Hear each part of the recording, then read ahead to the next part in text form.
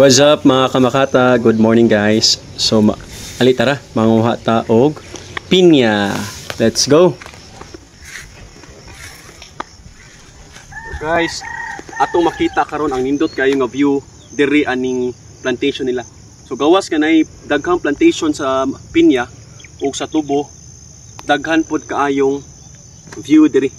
So makita na to ang bahin sa Subo or sa Cebu diri sa kaninga nga place.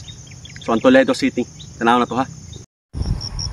So karon guys, glimpse ra niha sa view nga ato makita diri. So dili pa ni mao ang akong gitawag na Toledo City sa Subo. So mao ni siya guys, tanawan ninyo. So glimpse pa ni siya. See? So naay rice terraces dia sa ubos. Tapos another pinyahan, another katubhan.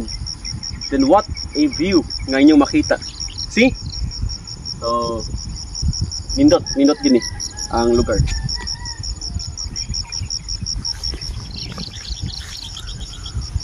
Oh, aside sa mga pinya guys, napod sila yung mga fruit trees diri guys. Dalawa oh. So nangka, tambok kay ilang nangka oh.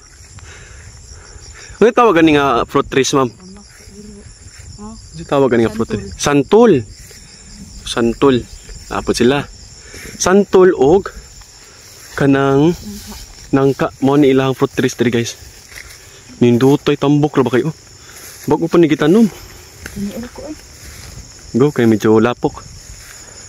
No? Grabe. So karon guys kay nakasuroy man tawag baol. So atong limpyuhan. So ingon si tita wala pa kani siya madaw-aw. So kung makita niyo daghan kayong saging. Ang gawas nga daghan silang fruit trees sa ilahang talamnanan, daghan po kay silang kasagingan. So atong hinluan ang kasagingan kay sa atoa magud dito sa atong area po sa bukid, manghinlo jud ta. Labi nag mga saging. Kusumo kini buhi ang saging. So mao ni siya diri guys. So mas okay nga limpyo. So once malimpyuhan, dali kini mosulbong ang mga bunga. So nangatkat pud ta diri og kahoy sa limonsito, dagamang limonsito pod. Nya kana ding dahon nga inyo makita kanang baga, kapi din na guys. So wala pa kay hinog. Wala lang tamamupo na. So mao na siya. Oh.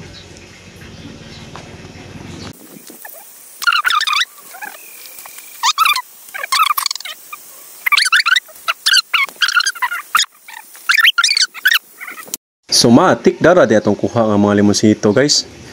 Kaso lang medyo gamay rin kasi babaw kay mostly nila hinog na tapos nangalata ng uban.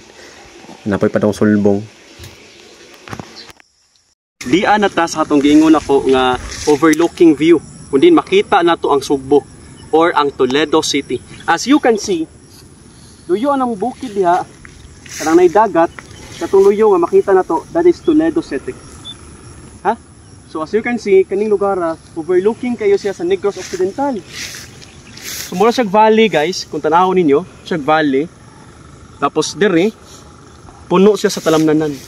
And number 1 gid gatamnanan nga atong makita is pinya and tubo. That is their main produkto diri sa Negros Occidental. Og wa pa yung kita sa nga grabe kaayo ka productive ni mga ning lugar in terms of tubo and pinya. See? That's it. I think if muli ko sa mo, I think mo na ko I left my heart in Negros Occidental. Guys, manguli na ta sa pinyahan. So naka-ani na ta og saging duha ka bulig. Napaydagan ito nabilin. Pero daw pa dili pa man siya guwang. So next na tong step, manguha ta og pinya. So let's go. Hey guys, padong na ta.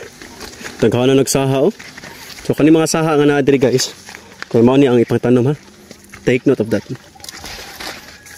Daghan pa niyo, tambok kay saha oh. Tambok kay mga saha.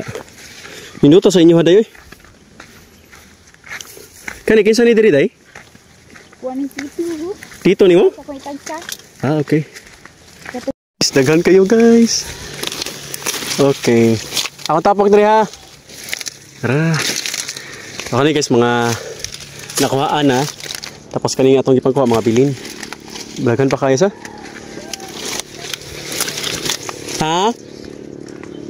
Nalala ko butang ha. Diha lang kalapit ha. Ay lang pa gani.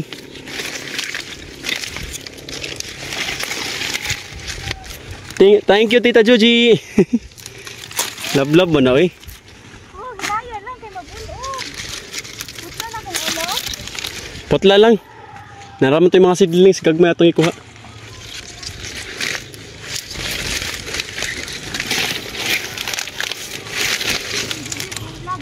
Oh.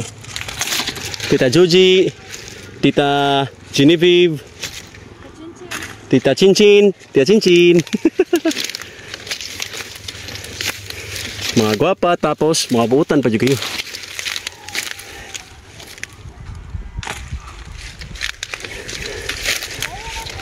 Thank you ta mga titas.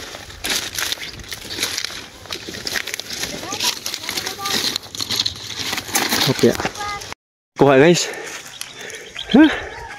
Once again, thank you so much Ate Genevieve, Tita Joji, and Tita Chinchin. Gorgeous titas nga nang hatag sa ilang pinya para daton sa Cebu. Nagkana kay kog pinya. Loko.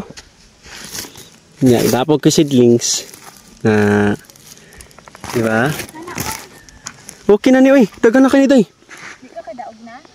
Sabot na ta. So, mo ni atong gipangkuha. Ni ko patag similya gamay na. Similya tanom na to sa ato ah. Pero